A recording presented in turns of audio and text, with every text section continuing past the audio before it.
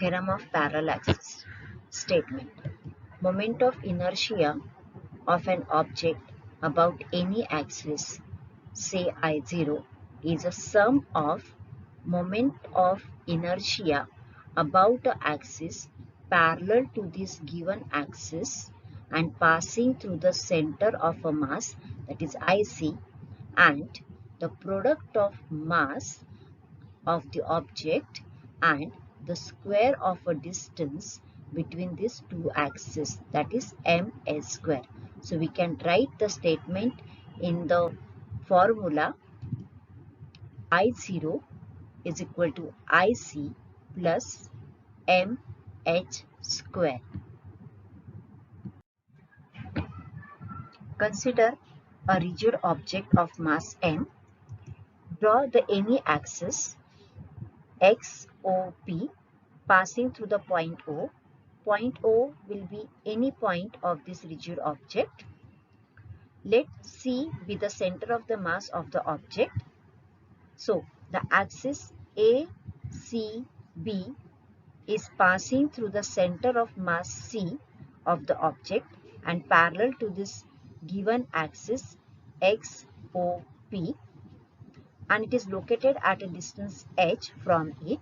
So distance h can be written as h is equal to OC distance. Consider a mass element dm is located at a point D.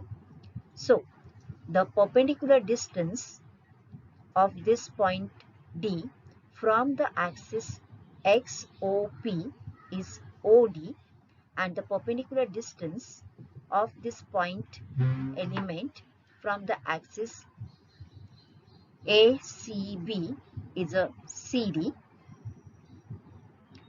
We have to draw a perpendicular on this OC from the point D.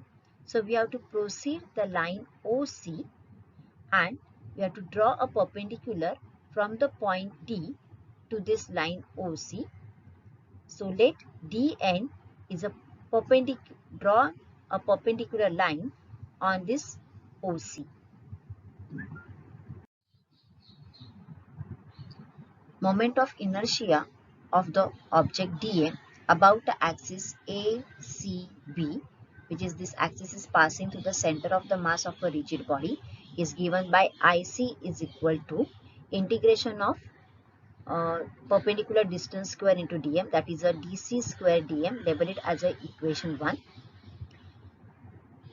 Also, the moment of inertia of an object dm about the axis XOP is given by I0, and that equation can be written as I0 is equal to integration of perpendicular distance square into dm, that is a integration of do square into dm.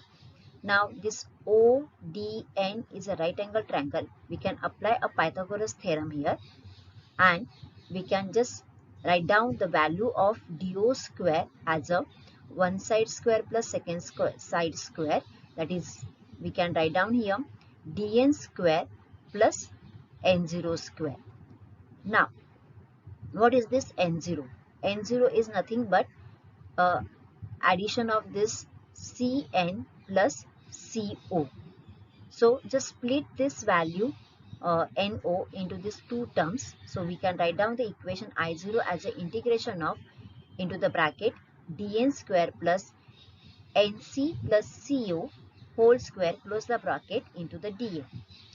Now here we are going to apply the formula a plus b the whole square and we are going to solve this bracket, open this bracket.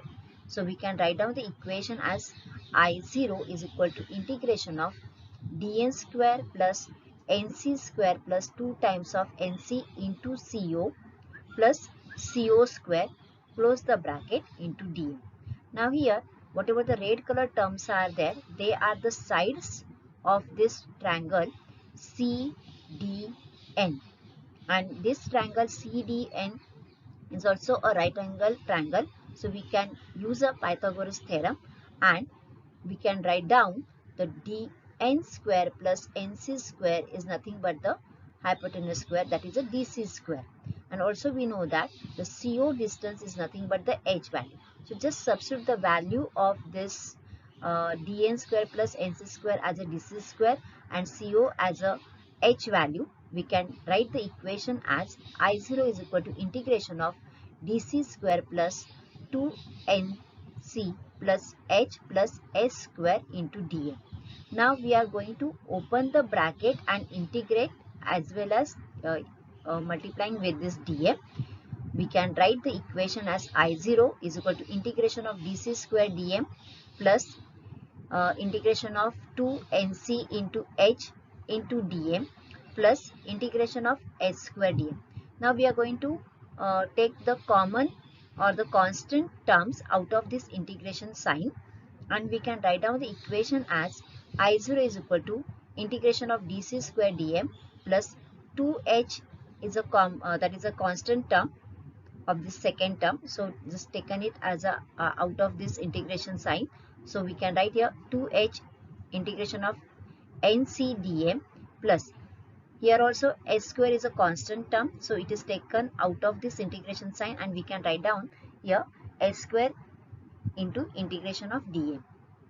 So we get the equation as I0 is equal to integration of dc square dm plus 2h integration of nc dm plus h square integration of dm. Let us solve this equation or integration further. Consider this equation as a equation number 3.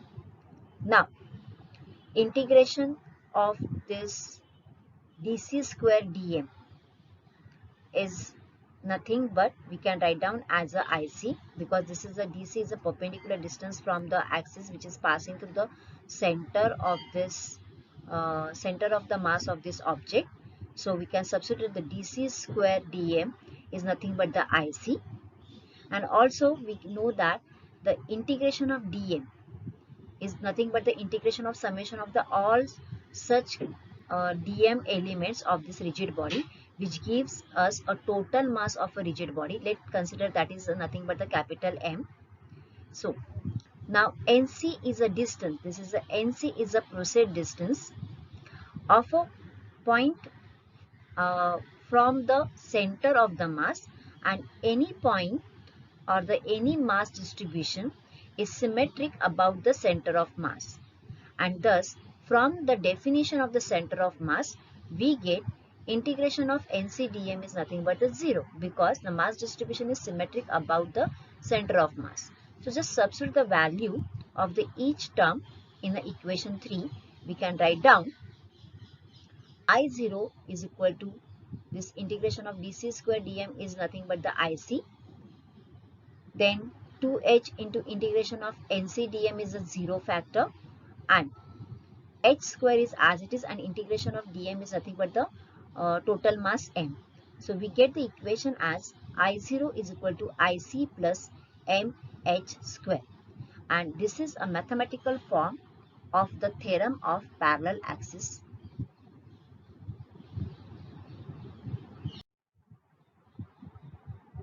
Here are some applications of the theorem of the parallel axis. First is a moment of inertia of a thin rod about a transverse axis passing through its end. Here we use a parallel axis theorem, and that gives us I0 is equal to ml square upon 3, where L is the length of this thin rod. Second is the moment of inertia of a thin uniform disc of a radius r about its axis tangential to and also perpendicular to its plane, and that gives you I0 is equal to 3mr square upon 2. Third application is a moment of inertia of a thin ring about its axis tangential. So this is a tangential axis and it is perpendicular to its plane, and that is given by I0 is equal to 2mr square. Moment of inertia of a solid cylinder about a transverse axis passing through the center of it. So this is a solid cylinder, and C is the center of this solid cylinder, and this line is passing through the center, and it is perpendicular to its plane. So length of the solid cylinder is L. So the length of the each end of a solid cylinder from its transverse axis is L by 2, and R is the radius of this solid cylinder. So it is given by IC is equal to m r square upon 4 plus m L cube upon 12. Also, the moment of inertia of a hollow cylinder about its transverse axis passing through its center. So C is the center of this hollow cylinder.